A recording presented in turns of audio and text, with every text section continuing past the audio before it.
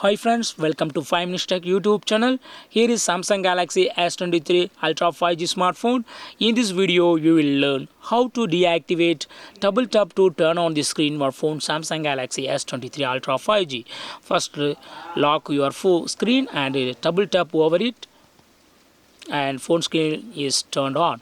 If you would like to turn off or deactivate this double tap to turn on screen option, yes, you can do it. What you have to do is go to the settings of our phone screen and then go to advanced features, and here select motions and gestures and turn off this button double tap to turn on screen. Now yes, I have turned off. Now if you double tap on locked screen, it will not wake up. See here. So in this way, you can easily deactivate or turn off double tap to turn on the screen of your phone Samsung Galaxy S23 Ultra 5G. That's all friends. Thanks for watching. Bye.